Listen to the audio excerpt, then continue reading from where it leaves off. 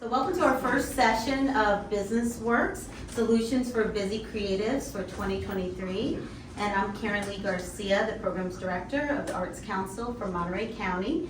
And today our topic is Gallery Talk, from Portfolio Submission to Representation, which will be presented by our generous hosts and speakers, Thomas Cushman and Maren Mullen. So thank you.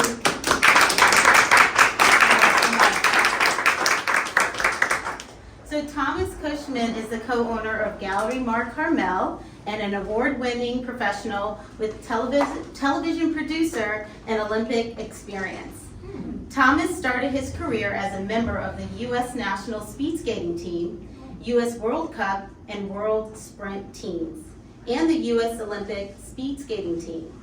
Thomas graduated from the University of Minnesota, where he studied international relations and journalism. For 7 years, he produced and wrote first-rate coverage for the Twin Cities public television station in St. Paul, Minnesota. Thomas transitioned to national and Olympic team coaching and was named Coach of the Year for U.S. Speed Skating in 2004, 2005, and 2017. For 8 years, Thomas was the director of the MAR Gallery in Park City, Utah, before joining forces with Maren Mullen to co-run Gallery MAR. And Maren Mullen is the co-owner of Gallery MAR, and Maren is a fourth generation entrepreneur, having grown up in the Seattle area and working for her family's coffee roasting company. In 2003, she moved to Park City, Utah after graduating from Pepperdine University. In 2008, after working in an art gallery for several years, Maren opened up her first location of Gallery MAR, a 1,200 square foot space on Main Street in Park City, Utah. And then 15 years later, she moved up the street and opened up a much bigger location.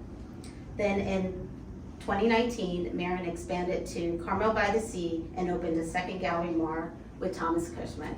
And they represent more than 50 artists from all over the country. So welcome. Thank you.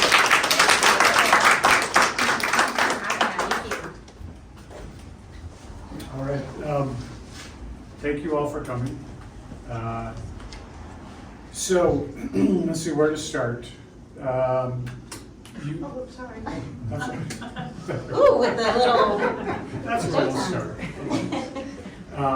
So our understanding is that what you guys would like to hear from us is how to get into galleries, how to promote your work and approach a gallery, and then how to get that representation in a gallery.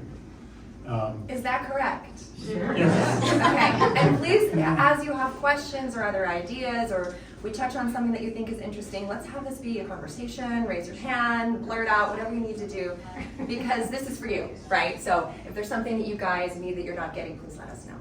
You've taken the time to be here, let's make it valuable for you, okay? Absolutely. So a little bit more about me, the transition part from coaching to art gallery owner, everybody's like, how did that come about? So I left coaching in 2006 after the 2006 Olympic Games, and I needed a job, and I was living in Park City because that's where our national teams were based.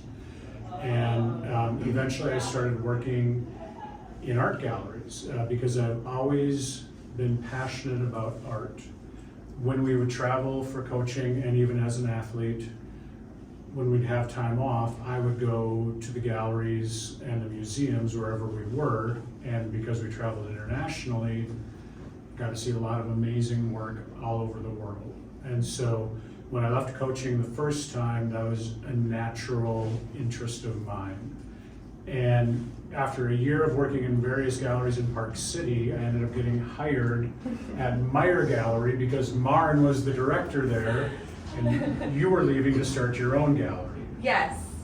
And I think I was even a part of the hiring process. Yeah, I think like, so. Susan, this is the guy. Yeah. And then he worked in galleries for 4 years there? 7 or 8 years. Oh my gosh. Yeah, I think I was director of MAR Gallery for 7 years, and then went back to coaching for a little while, which I never intended to do, but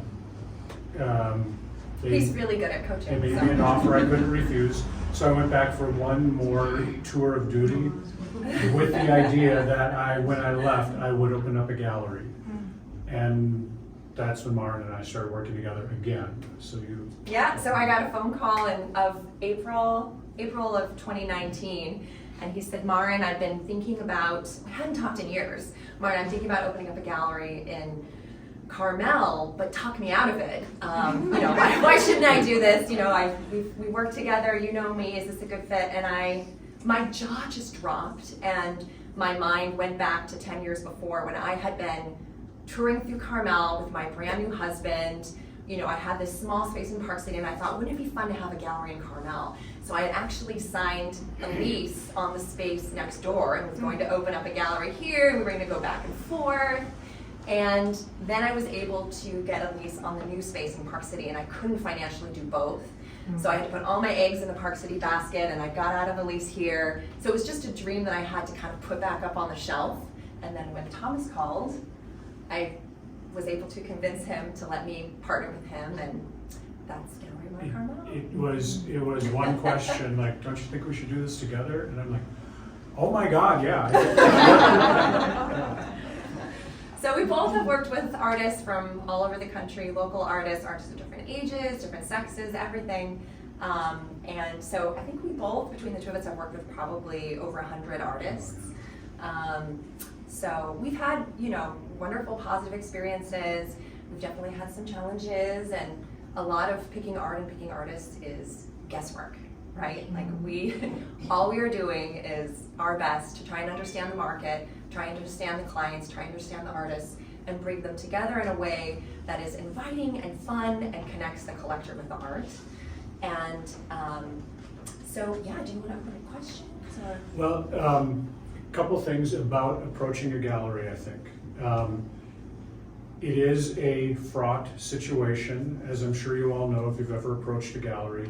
And I just wanted to explain a little bit from the gallery owner's perspective or the director's perspective, the best way to do it, the way I prefer, and I think we do this slightly differently. I love to get an email first with images and an introduction and a link to a website. And I always look at those. And I try to always respond. It may not be the response you want, and then I think it's completely fair game to come in after that and say, introduce yourself. My name is, I sent you an email, you never responded, or you responded very kindly, whatever the case may be. What I say is, I always look, I almost never say yes. So I think just knowing that going in is important. It's not, the difficulty that I always have is when somebody comes in and presents their work, wants me to look at their work right away, right in front of them, bring in examples or bring in a portfolio or hand me their phone and they want me to page to their Instagram feed. It's difficult, first of all, because you're asking for an immediate decision, and it's also likely to be a rejection, and it's hard to do that in a kind way in the moment, right? Like you're literally like, do you like my work? Do you love me? And I know how personal it is, right? I know how personal the work Would you like is. to go on a date with me? That's kind of what it is. And so it's always putting us on the spot. So if you're not getting a good reaction, I mean, think of it from our perspective, it's literally every day finding a way to say no respectfully and kindly. So, and not that I want to bring everything down, but that is the reality of the situation, which I'm sure you've all faced, right? So that's from our perspective. The other thing I wanted to mention, I know it looks like we just sit behind the desk and judge people all day long and kind of wait for somebody to come in. There is some of that. Yeah. But I wrote down yesterday or the day before a little bit of what I was doing that day. I was packaging 2 large paintings. They were both about the size of that one right there. I was setting up a studio tour with an artist whose work I want to go look at. I was working on an Instagram post, I was reconciling Q4 in QuickBooks. And I was working with a musician about what shows they could play for the upcoming year and what other music he would suggest. And that was just like the morning, right? So we're not just sitting at the desk, not doing anything. So when you come in to talk to us, it is interrupting our workday as well. So I think it's important to understand that. And that's why an email or even a phone call ahead of time is so helpful. So we don't just have to drop everything and then interact with you. I've also had the experience with an artist coming in that situation when there are clients in the gallery that I need to be talking to and they would not be done talking to me, and I'm like, I'm losing a sale because somebody is coming in and wants my attention right now. And so I think trying to put yourself in the position of the person at the gallery is really what's important. I try to also put myself in your position then as well and understand what you're doing and what you're going through when you approach. And then the last thing I say, and I'll say it again, just understand literally every day somebody is asking to show at the gallery.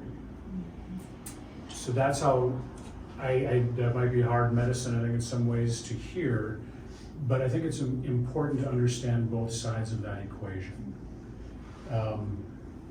Yeah, I mean, I agree with Thomas. It can be one of the hardest things we do is say no to artists, but it is just the reality of the business. There are way too many amazingly talented artists and not enough galleries.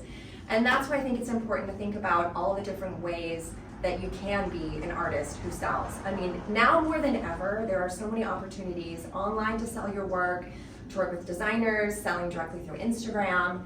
We've never had an opportunity like this before where honestly, galleries are becoming less and less as a needed place. I think we're always gonna want a spot where you can go in and see work and experience it and talk to people who know the artists and learn about the techniques and see all of the details, but so much of the art business is now not necessitated through gallery work. So this idea that like in order to be a successful artist, you have to be in a gallery, I think that's less and less of the pinnacle. And I just hope that artists will look through all those different avenues and explore those opportunities and see where that goes for them, and not put this idea of being in a gallery on such a pedestal. But in Park City, we get about like 850 submissions a year, and we do sometimes take from those submissions, but at this point, we have it on our website, and I hate it, but we just say, this is how we would like you to approach the gallery. We'd like to get the email with 6 to 8 images and a website link and a bio, etc. If we're interested, we will reach out to you because we just can't respond to everybody. But we've had some incredible instances where artists who, they reached out to us and I love the work, but it's just not the right fit. Or sometimes I have an artist who is too close to that artist as well. You can't have another figurative artist who loves to do, these early century pieces with golfers. Like you can't have two artists do the same thing. But then later you follow them and you see what they're doing and they're making a career of selling directly, or they're doing a tour of festivals or art fairs. There's just so many other ways to be an artist. And the last thing I'll say about that is I made the joke about, do you love me? Do you want to go out on a date? But so much of the gallery relationship is that relationship of we appreciate you, you appreciate us, we both want to be in it, we both want to have this relationship. There's a dialogue, there's constant conversation. How can I help you? How can you help me? And it really has to be mutual or it doesn't work. And when that happens, if the relationship starts to fall apart, there are many ways that can happen. But what I always tell artists is if we're not excited about your work and if we're not showing it enough and if you're not happy with how we're representing you, then it's really in your best interest to not be here anymore, because you want to be somewhere where you're appreciated and loved, just like any way in life. So finding that balance where you're feeling that good relationship and you're constantly getting that support, just like you would in any other relationship, that's what you want. You know, otherwise you're probably not going to be on the walls, and it's not the best place for you. So. And it is, I think we both agree, we do best selling work that we're passionate about, that we really love. And that doesn't mean that there's work that is not outstanding, but maybe doesn't fit with us or doesn't fit with the gallery, you know? So it's not just is it good work, it's what is the vibe of the gallery? You know, we talk about ourselves as contemporary museum quality work. Media is less important, fresh and contemporary, right? If you do, I wanted to go through a couple examples, just looking at the wall, looking at the walls of how artists have come into the gallery here. Oh. This is Beau Frank's work. He's out of Pacific Grove. That's a couple of his pieces there as well. He was actually showing at an olive oil store across the street. And I had walked in there, I ended up knowing the owner, and I would buy olive oil there once in a while. And she was showing 2 or 3 artists just really informally, and I really loved the work. When she was, during COVID, when she basically quit, she came over to me and said, I know you liked one of the artists in the gallery and I'm going out of business. Do you want his contact information? Nothing actually came of that, but she also told that to the artist. And then he came in a couple months later and said, I understand, I used to show over at the olive oil store. I understand you liked my work. Here's what I've been doing lately. And yeah, it's been super successful. So that was, I had seen it somewhere, but it wasn't in another gallery. It wasn't in a really formal setting at all. But I just liked the work.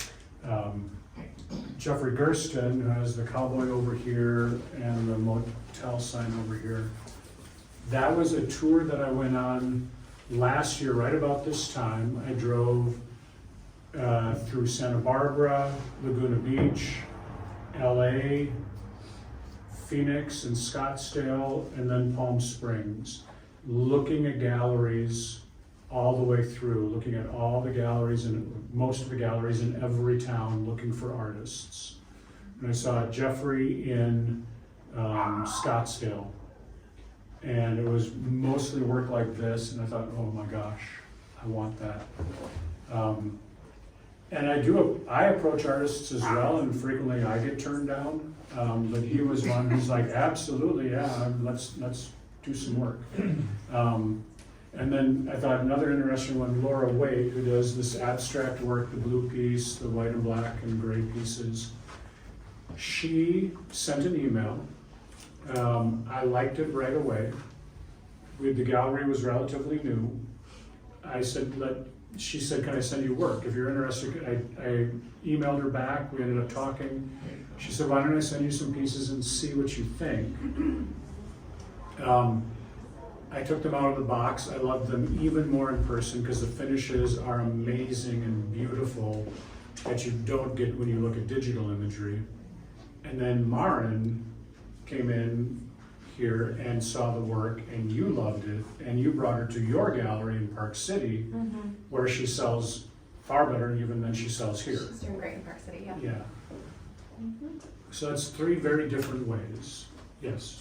Quick question, so how, the way you described it, it sounded like she offered to send you her pieces. That's a little different than your sort of initial outline about how you like to be contacted. So I assume that's a more rare occasion? Well, she had emailed first, and I looked at the work through the email, and then we had a phone conversation, and then she showed me what was available. And so, yeah, normally I would not take work in that I hadn't seen in person. Right. But we were a young gallery, and I was willing to take, a chance, and she I like that move. I mean, I like that ballsy was action. willing to send it. Yeah. I was like, I mean, I've had artists send, a box with some samples of it and a pre-addressed, FedEx slip so I can send it back. A couple of them, no, just keep it, But I'm serious. I know. Different levels of art, right? It's all we get everything. But I like that. I like the idea that someone is willing to take, that much of a risk to really put themselves out there. I mean, good for them. And I just wanted to piggyback a little on what you said about rejection. Jillian Gustlin, who's done these lovely figures here, dancers and actors in her pieces, and then she also has an abstract series. She was someone that I went after, that I wooed for years and years. I think 4 years, I kept, reaching out to her, and she'd say, oh, well, maybe contact me in the spring. I don't really have room for another gallery right now. Okay. Hi, it's springtime. It's Mart again. I still really love your work. I think it would be a great fit in Park City, and just kept reaching out to her. Finally, she sent me, I think, 4 paintings, and we sold them within a month, and now we're her top gallery. But I got a lot of rejection from her, but I kept at it because I knew it was a good fit. Anyway, it goes both ways. I've had a lot of rejection. Or the worst, you love an artist and you want them to be in your gallery, and they say, no, I don't have time availability. And then a month later, they're in Park City in a different gallery. Yes? How do you find galleries, other than Googling key phrases, but how do you find galleries that would be a good fit? I think look for galleries online that have artists that you're familiar with, or artists that you think are similar to your pieces. Think about where your art. But you were saying, like, for instance, like you wouldn't have 2 different kind of artists that have, like, say, that style. Not exactly the same, but like think about a home and the way you would curate it and put it together. Would you go in a home with this work or with this work? Is there a way that they can sit together and have a conversation? And if your work, price point wise, even size wise, are there other textures or similarities between other things that they're doing at the gallery? If all of your pieces are, super tiny and super expensive, and what they specialize in, this is so basic, but what they specialize in is like very large scaled work for installations, it might not be a fit because they just don't have the wherewithal to show or share that type of work. So finding that works. We get a lot of calls from, hi, I show with this other, I show with Beau Frank in Houston, and I saw that his work, was there, and I show with him, and I think maybe I should show with you in Carmel. So we get a lot of that, like, I already have this synergy in another area of the country, so why not in your country? I just got that this morning, actually. Anyway, other questions or themes? Yes. You ever make referrals to an artist? For instance, if you see an artist's work and you say, well, this is not quite a fit here, but I know it looks like another gallery would like your work. I do that a lot. If I think of, I refer several to your aunt, Nancy Dodd's gallery down here. I mean, there's really like 3 or 4 types of galleries here in Carmel. You have your very traditional Carmel trees and water paintings, right? Abstract or impressionist paintings. You have a few abstract galleries, and then you have a few contemporary galleries. And so if I feel like, yeah, this is another abstract landscape, I don't show that. It's wonderful work. Why don't you talk to Nancy Dodd? Or, yeah, so I will frequently do that. I think you tend not to do that so much. It can, I often don't have time to, but yeah. Thomas is so connected in the community here, and he is getting to know so many other gallery owners. It's really one thing I love about you. He's so great about doing that, making those connections and taking the time. It is, and if it's off the top of my head, like you say, yeah, I can't really do a deep dive on trying to help an artist find a home. But if something just automatically like, oh, you know what, that would look perfect at Gallery Amsterdam or Rue Toulouse, then I mention that to the artist. Absolutely. Any other themes or topics, not necessarily particular questions that you guys want to cover? Losing my voice, so please. Oh, how neat. You were talking about finish. I've heard that a lot from different sources. Yeah. Can you expound on that? Like high-end glossy, the frame.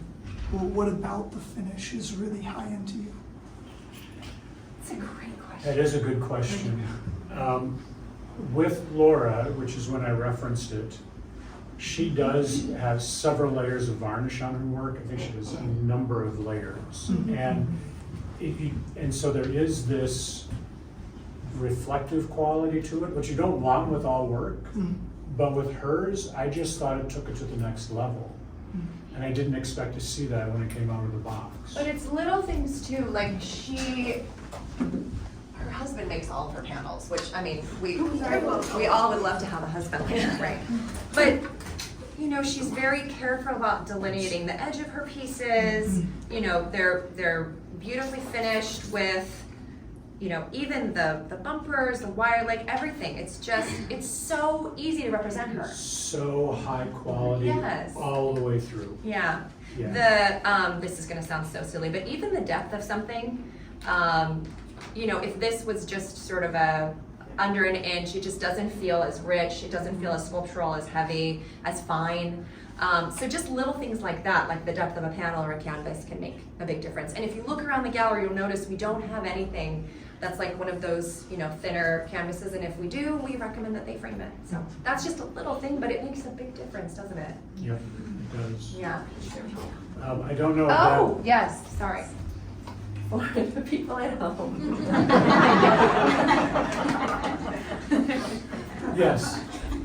Since we're talking about framing and presentation, when you discover an artist whose work you really love, but it's not maybe in the format that fits your gallery, would that be a reason for you to turn them away, or do you kind of help them through that presentation process? Like, a lot of your framing is very similar, I've noticed. So is that something that an artist would have to like figure out beforehand on their own, or do you do it to fit the gallery once they choose you?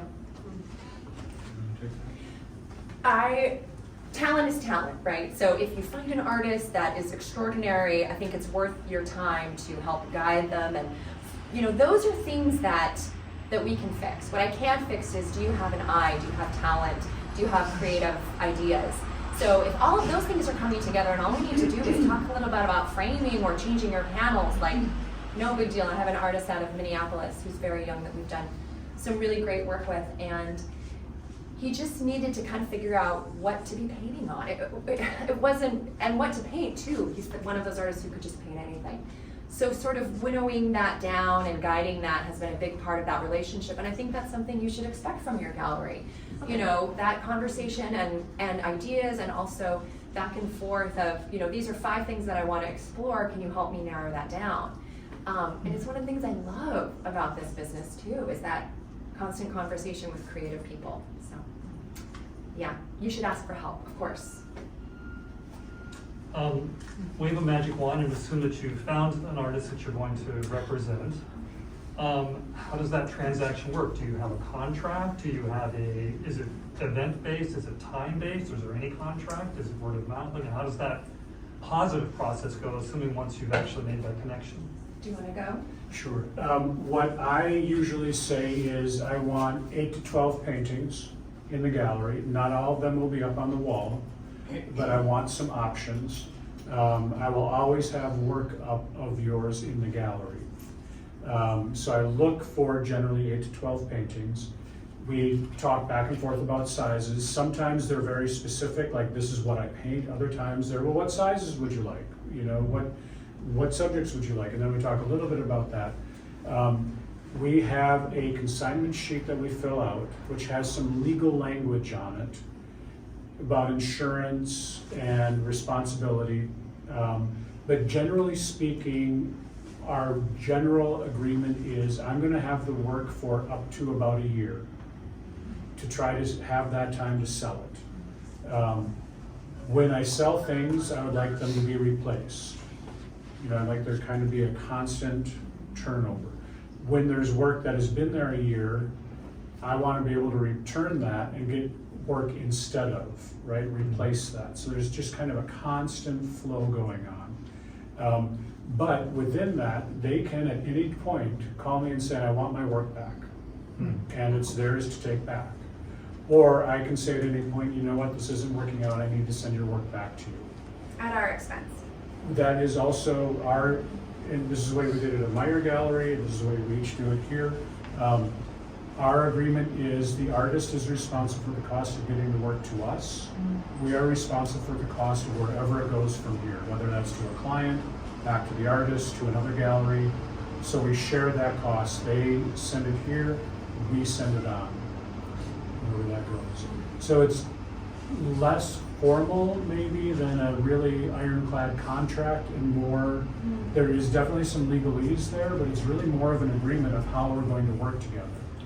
And then we both have to follow those agreements. I think be very careful if you have a gallery that wants to lock you into a particular, or any, a show or anything that wants to lock you into a particular contract, but also if they are asking you to provide funds for marketing. I mean, there's a lot of different things that can be in a gallery artist contract. I've always felt that the consignment agreement was just the most fair for everyone, because it's your work, you can take it at any time, and I'm not asking anything of the artist but to provide the work. I've seen artist contracts where, if something doesn't sell, they owe the gallery, or if something doesn't sell, then when it does, the gallery gets a bigger percentage. There's all kinds of bizarre contracts, and so we have, for the most part, stayed away from that. The one thing that we do really ask of artists is that if you are showing at a gallery, you're keeping your price points consistent. So Yes. if we're selling your work, of 24 by 30 for $5,900, if someone approaches you about buying a piece, you're not underselling the gallery, you're selling it at the same price. And making sure that your other galleries are also selling at the same price. And then if someone reaches out to you, they saw the work at Gallery MAR Carmel, but I'm looking for a commission, or do you have something smaller? You refer them back to the gallery, or if you have something to sell them directly, you send a commission to the gallery, because that's where they found out about your work. So that reciprocation is also, especially as things get more and more, on Instagram and through artist newsletters, etc. I think it has to be that back and forth of supporting each other and keeping it honest. So I've let go of artists who've sold directly to my clients, because it's not a good relationship, right? It's like cheating on your partner. I think you had the first one. So how about, is there part of the paperwork that says how far away you have to be to have a different gallery? What I have here is you cannot show at another gallery in Monterey County, except for the Artists Association. Since that's an artist-owned, it's artist-owned, so I feel like that's really the artist representing himself. So with that exception, if it's a nonprofit organization like that, then I might make an exception. But other than that, nowhere else in Monterey County. And I'm not taking on any artists that show in nearby ski towns anymore. So if you show in Sun Valley, Aspen, Telluride, or Jackson Hole, we just have too many people that come directly from Jackson to Park City. There's just way too much commonality between those destinations. So I just want people to come to my gallery and see it as a singular vision. and then, No, go ahead. I was wondering about the percentage if you don't mind saying. No, depends on the artist. So some it artists I have a couple artists that have very expensive materials, and we've negotiated a different split where they take more, but it's typically 50-50. It's cleaner, it's easier for everyone. Every once in a while there's an outside sculptors, bronze artists. They definitely get a higher percentage. Yeah, Yep. yeah. In the back. Yeah, I just want to follow up on the pricing. Who determines the pricing, and how do you do that? So, and we can both address this, I think. The artists generally determine their pricing. I always get very nervous when an artist comes in and says, so what do you think we should sell it for? Because generally they want to make as much money as they possibly can on something. And Me too. yeah, absolutely. But I also think that's what tends to give the art business a bad name, is when you're just trying to get as much money out of somebody as you possibly can. So most of our artists show in multiple galleries around the country. The pricing has to be consistent, because the first thing, this is what I wanted to say in response to your question too, almost the first thing people do now when they're Frank looking. Larry. Oh, let me look him up on Instagram. That And is you're a- like, yeah, he's in Tahoe. Yeah, or, oh, he's got a website, oh, I like that painting a lot. So the pricing has to be consistent across, So when an artist comes to me and doesn't know what their pricing is, that's an indication to me that there maybe have not been, or maybe are showing at galleries that are not completely ethical, or they're new and we need to figure that out. To me, though, it really is basic supply and demand. There is one of you that can produce that work. And if you're producing it and it's selling as quickly or more quickly than you can produce it, we've got to build those prices up. I generally look, when that is happening, about 10% a year, to build that price up about 10% a year. If you're producing work and it's sitting there, that's no help to anybody, right? So you rarely want to see a price decrease, but at that point, then we know we're pretty much at that ceiling for what we can sell right now. When you're starting out, you do just, I feel like more and more I just have a sense of, I think somebody would be willing to pay $1,900 for that, but they're not going to pay $3,900 for that. But it is a little bit of a guessing game, and you got to kind of see what will the market bear. What are people willing to pay for that work? We have an emerging artist price point. It's just we've done this long enough. We know if you're starting out, you've graduated, or wherever you are in your life, you graduated from whatever you're doing and you're ready to be an artist. We have sort of a base price point at this point that we feel comfortable with. And we recommend, like you said, if we're selling well, that we do small incremental price increases. Unfortunately, over the last year or so, costs have gone up so much for everyone. Just materials, shipping, cleaning, everything. And so a lot of our artists have felt like, well, I just have to keep up with inflation and my rent went up and so I'm increasing my prices. Unfortunately, we're at a place right now where we're starting to see a softening of the economy and a lot of our artists are regretting those price increases. So I think be really cautious about that. It's better to sell a lot at a lower price point than to have something stay in a gallery for a year and not sell it at all. So we always hedge on if you can afford it and you feel comfortable with it, starting at a lower price point and seeing what the market can bear, and then later doing conservative price increases. I just got another email from one of our artists who we've seen a slowdown of sales in their work and they want to do a price increase now. So it's stressful. It's stressful. I think we'll sell less of their work this year because of it. So that is too bad. Can you talk a little more about the emerging artist point of? Yeah. So it has 3 tiers, small, medium, and large. And as you get to the larger sizes, the price per square inch is smaller. And I think it's like for the small pieces and the medium size, it's about $2 a square inch. And don't quote me on that. I should look this up. But it's tiered, right? It's tiered so that like that. small. That would be small. This would be medium. That would be large. But if you have, the same price per square inch on something this size that you do on that size, that is just going to be exorbitantly expensive comparatively. Right. And unfortunately, it probably takes just as much time to do a size that as it does that size. But for the client, for the perception, you have to do the pricing differently. So you get more value when you buy a bigger piece. And smaller pieces are more expensive per square inch. Yeah, so that might be, say, $4 per square inch.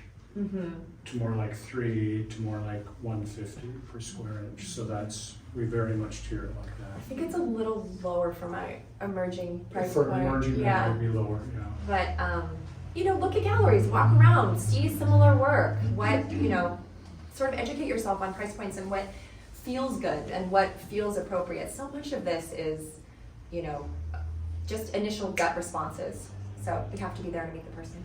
And with that, what I try to talk to some of my younger artists about is look for multiple galleries. And you might have a gallery that doesn't want you to be showing in multiple galleries, but there's going to be different seasons. Like we have very different seasons between Park City and Carmel. Frankly, I don't know what the Carmel seasons are. I've not been able to figure that out. But it will definitely help your sales even out. right? Because then when one market is hot and another market is cool, you will still have some sales going on. And just because you're not selling in one gallery, do not take that as my work is not good. I have. Or my work doesn't work in Carmel. Yes, You know, you just yes. might be with the wrong person. I worked at 4 different galleries in Park City, but basically 3. And I brought one artist to each of those galleries. He sold really well in one of those galleries and not in the other 2. Who's that? Zachary Proctor. I don't know why that is. Phenomenal artist, incredibly talented, but he worked really well in one setting, even in the same town, and not well in another setting in that town. So, you know, understand that it's so, I think, not logical why your work may work in one place, in one gallery, and not in another, and in one town and not in another. So keep pushing in different directions. You have to be flexible and open-minded, and it's tough. Being an artist is so hard. I do not envy the artist life. I do not. I know. But I'm also kind of jealous. I secretly want to be an artist too. Yeah. On the subject of multiple galleries, when you're saying they're showing, perfect. Do not adjust your seat. At different galleries, are these originals? They're not showing the same piece simultaneously in the same different galleries? At least for us, yeah, everything is original. Okay. No prints, no chiclets. So say you have a website and a gallery decides, oh, you know, we'd love to have your work. Do you take your work off your website because now it's showing at the gallery? Like it's no No. longer for sale on the You website? keep it on your website, and instead of the buy now link, which I hate, don't do that, but sometimes you have to do that. You put at Gallery MAR Carmel, and you link it to the Gallery Carmel website. And if you're talking to a gallery that doesn't have a website, run. So you link it to their website, and then on your contact me sheet, you list all of your galleries and how to reach out to them, and you give the love back that you're getting, and make that sort of a window into where people can find your work. The most successful, happiest artists that I know do not sell their own work.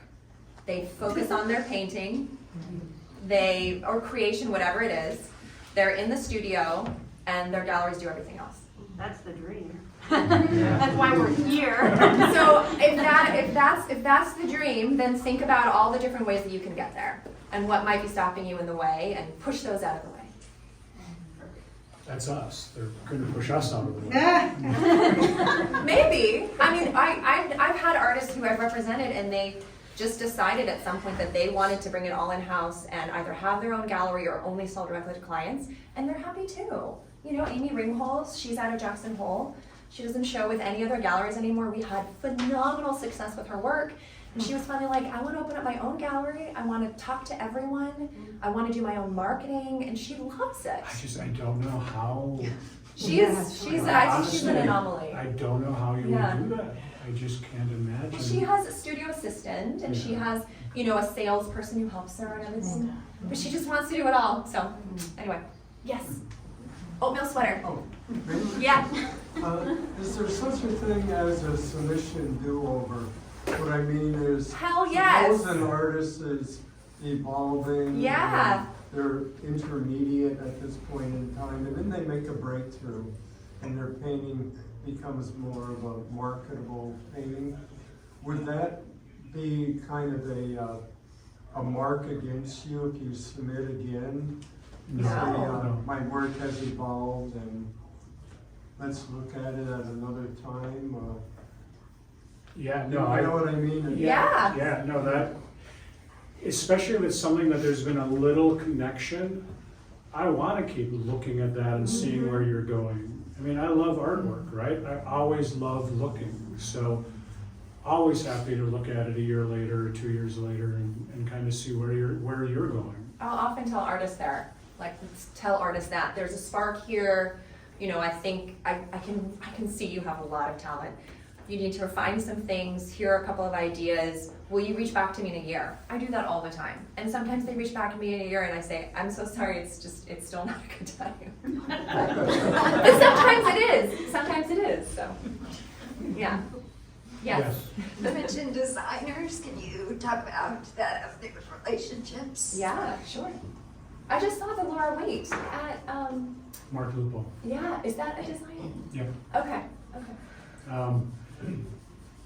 Designers.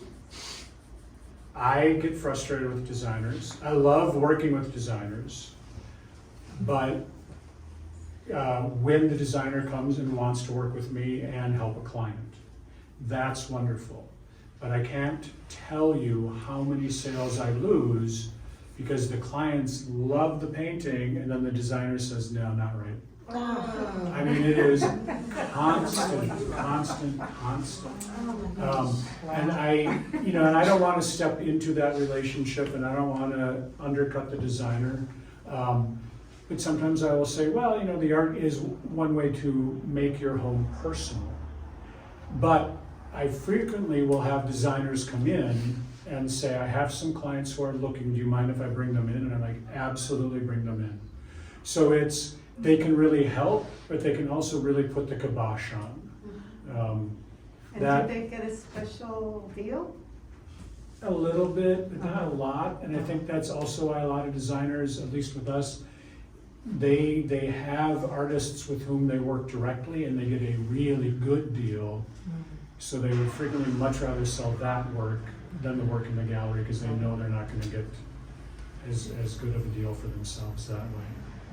But I love that designers always have new clients. We've been in Park City for 15 years now, and a lot of our clients who've come back year over year, their house is just full. They're kind of done, but a designer will always, if you make a relationship with a designer, they're always bringing in someone new. So it's an opportunity to connect with a new client. That intermediary can be hard, and not every designer, but there are 2 or 3 ways of sort of making money as a designer, and so it's challenging for us to figure out how they want to be paid, how the discount is going to go, and all of that is a little fraught. So we love working with designers in Park City. We bring them in, we court them. We're just a little cautious about making sure that everyone understands what the purchase scenario, who's buying, all of that is just a little more complicated. Yeah, because sometimes the designer will have the client buy directly. Sometimes we'll sell it to the designer who will sell it to the client. And I should say, I do love working with designers when we can be part of that relationship. More of the gas, less of the brake. Yes. Yeah. Yes. Yes. On your initial contact, like, what do galleries prefer? Digital images with a bio, and whether you have a criteria yourself, the gallery owner of the gallery, when it comes to urban art or graffiti, what types of art, like, are you interested? If maybe the artist does not resemble the work that you have, but they're interested in your feedback. Sure.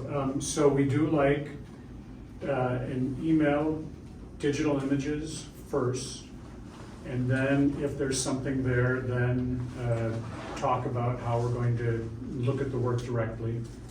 And then, how can I say this?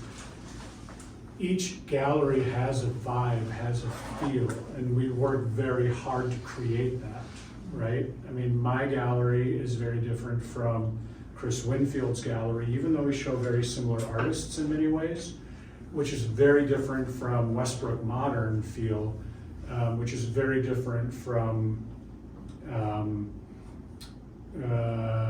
Travis Hall gallery, for example. So the work has to, and people come to a specific gallery because they like the feel, they like the type of work that you show. So we end up working and having long-standing relationships with clients because they know this is the type of work they're interested in. And that's why they're coming back in the door time after time. So if your work is quite different from what the look is in the gallery, that's probably not going to be a good fit for you. Did that answer the question? Yes. Can I add to Thomas, because you mentioned this before, website, having a website Yes. with those images. So helpful to us. Yes. And you may feel differently from this. Do not tell me to look at your Instagram feed. What am I gonna, there's no context there. I don't know how big it is. I don't know what the, unless you've really labeled everything correctly, I don't know if it's available work. I don't know if it's your work or some other work that you put up, right? I mean, I had somebody tell me, just look at my Instagram feed. And I'm like, so everything I'm gonna see is going to be available. Absolutely. Well, not that one, but these two, but not that one. But these two, and I do not like that. Once I'm following you because I like your work, then I want to see that on Instagram. You tell me you're maybe different. I mean, I just love the storytelling that Instagram provides. You can see pieces in context, you can see size on walls, you get to know the artist a little bit more. I think that just shows, even though we're partners, we have different opinions about what we want. So asking the gallery or the center or whomever it is that you're trying to align with, how would you like to be approached, is really the best way to go. So you're saying that not having a social media presence is not necessarily a deal breaker? Of course. Okay. Oh, yeah. Yeah. One of my top sculptors in Park City, Wayne Salvi, he wants nothing to do with anything social.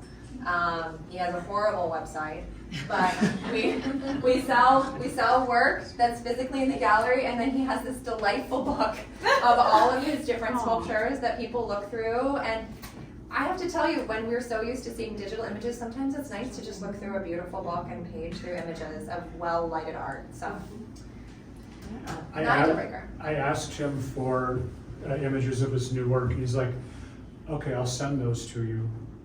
And he meant in the mail. In the book. Yes. So with artists like that, do you help them with, like, as you were saying earlier, like if they go on their website and say, okay, this is available at this gallery, so go over here, they're going here.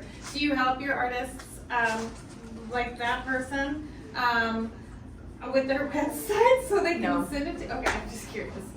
No, but if I have a good website person, I might recommend a website person. Okay. You know, teach to fish instead of fishing for them. Yeah. Yes. So some galleries won't look down on you if you approach them and say, hey, how do I approach you? Oh God, no. No. But look at their website first, because it's probably on their website, Yes. right? No, I would love that question. Yes. Yes. Do you guys do any promotion through museums? What do you mean? I mean, do you approach museums with work from an artist and say, you know, maybe you would be interested in collecting this artist as well? It depends on the artist and what their goals are. So we have some artists who, that's one of their goals. They want to be in museums. They have particular museums that they have their eyes on. And yes, that's our job to help promote their work and sell their work in whatever way that is, whether it's a private client or a museum. But that is not our primary, what we do primarily. Primarily we sell to people, particularly tourists who are coming through or have second homes in these areas. But for my artists that want that, yes. Yeah. Also, if you can get yourself into a museum show, you know, not necessarily into a permanent collection, but they're doing a show and you can have an example of your work in that, that lends so much credibility. It lends so much credibility not only to the gallery owners, but also to buyers. It's another way, short of being in a gallery, that you can show I am legitimate and you should take a look at my work. That is super useful. So we have about 5 more minutes, so I guess any more questions? And then Go ahead.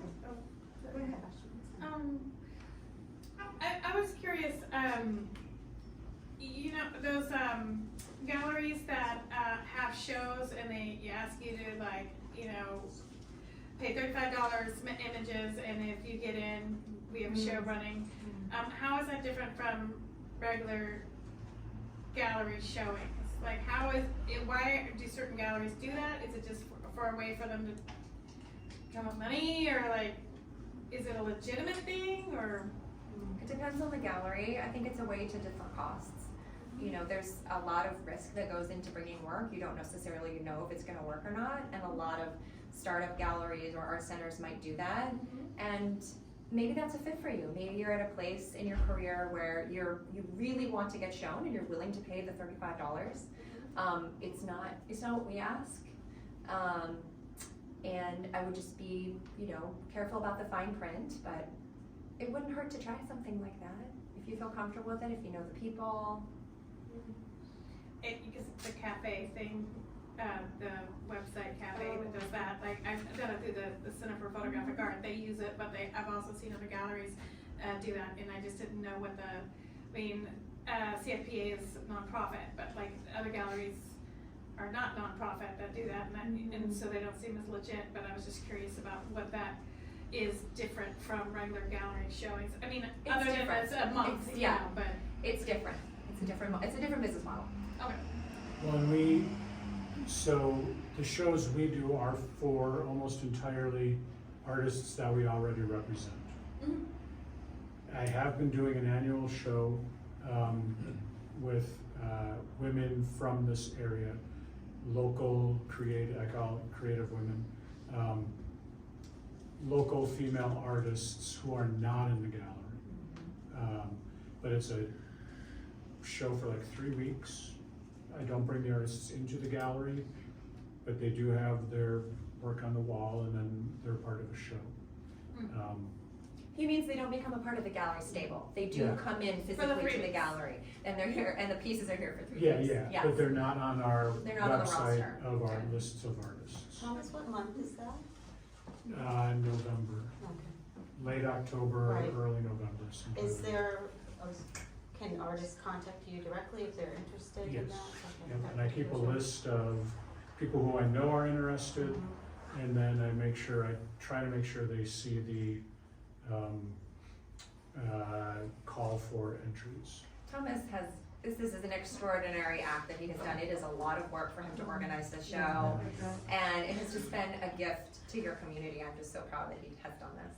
And it's a wonderful show. It is, and It's it's a a really beautiful wonderful show. show. It Yeah. And is there an opening? Do you have a party for Yep. that? Okay. Yep. Yeah. You did like a 3-day opening during COVID, right? You just tried to space it Yeah, I out. tried to keep people, and it still didn't work, yeah. Well, thank you Oh guys my gosh, so this much. is so fun. Thank you. I just want to say, you guys are inspirational, right? I am not an artist. I like to write. Working at a gallery encouraged me. I saw all of these artists that I was working with. They didn't want to be the best artist in the world, but they had something to say. They had something to express, and they just wanted to share that with people. And that inspired me to go back to writing, which is what I had done originally. So think of it also, understand what your intentions are. And if your work turns out not to be commercial, if it doesn't have a market of people wanting to pay $5,000 for a canvas, that doesn't mean it's not worthwhile, right? It is your expression.